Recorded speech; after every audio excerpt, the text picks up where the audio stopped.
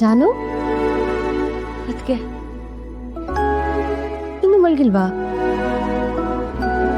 ಜೀವನ ಅಂದಮೇಲೆ ದಿನ ಒಂದಲ್ಲ ಒಂದು ಸಮಸ್ಯೆ ಇದ್ದೇ ಇರುತ್ತೆ. ಹಾಗಂತ ನೀನು ಅದಕ್ಕೆಲ್ಲ ತಲೆ ಕೆಡಿಸ್ಕೊಂಡು ನಿದ್ದೆನೂ ಮಾಡ್ದೆ ಆರೋಗ್ಯ ಹಾಳು ಮಾಡ್ಕೊಂಡ್ಬಿಟ್ರೆ ಹೇಗೆ ಹೇಳು? ಹಾಗೆಲ್ಲ ಏನಿಲ್ಲ ಅದಕ್ಕೆ. ಬದುಕು ಹೇಗೆ ತೋರಿಸುತ್ತೋ ಹಾಗೆ ನಡ್ಕೊಂಡು ಹೋಗ್ತೀನಿ ಅಂತವಳಲ್ಲ ನಾನು. ನನ್ನ ಬದುಕನ್ನ ಹೇಗೆ ರೂಪಿಸ್ಕೊಳ್ಬೇಕು ಅಂತ ನಂಗೆ ಗೊತ್ತಿರೋದ್ರಿಂದ ನಾನು ಹಾಗೆ ಮಾಡ್ತೀನಿ. ಅದಕ್ಕೆ ನಾಳೆ ನಾನೊಂದು ಇಂಟರ್ವ್ಯೂಗೆ ಹೋಗ್ತಾ ಇದ್ದೀನಿ ಅದಕ್ಕೆ. ಹೌದಾ?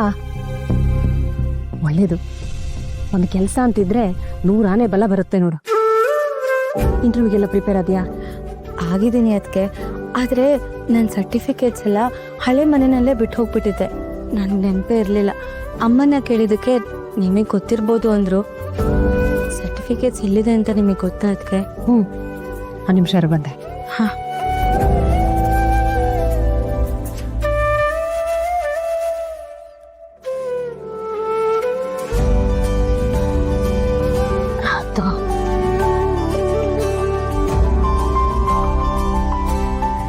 ಥ್ಯಾಂಕ್ಸ್ ಅದಕ್ಕೆ.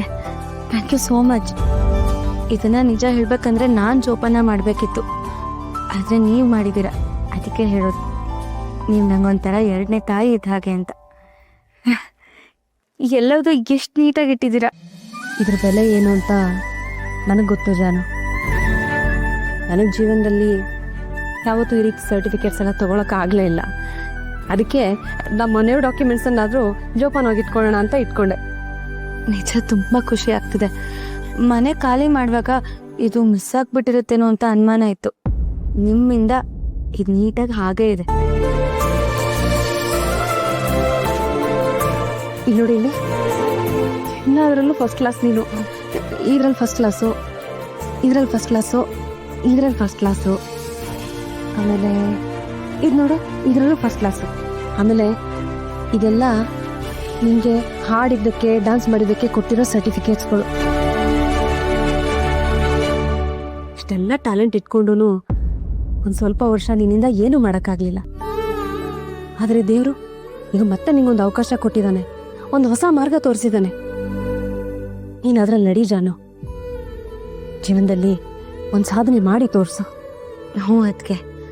ನನ್ನ ಕಹಿ ದಿನಗಳನ್ನೆಲ್ಲ ಮರೆತು ನಾನು ಏನು ಅಂತ ಎಲ್ರಿಗೂ ತೋರಿಸ್ತೀನಿ. ಖಂಡಿತ ನೀನು ಸಾಧಿಸಿ ತೋರಿಸ್ತೀಯ ಅಂತ ನಮ್ಮೆಲ್ರಿಗೂ ನಂಬಿಕೆ ಇದೆ. ನೀನು ಎಲ್ಲರ ನಿರೀಕ್ಷೆಗಳನ್ನು ನಿಜ ಮಾಡ್ತೀಯ. ಹಿಂದೆ ಅದೊಂದು ಚಂದದ ಬದುಕು ಅಂತ ಕಟ್ಕೊ.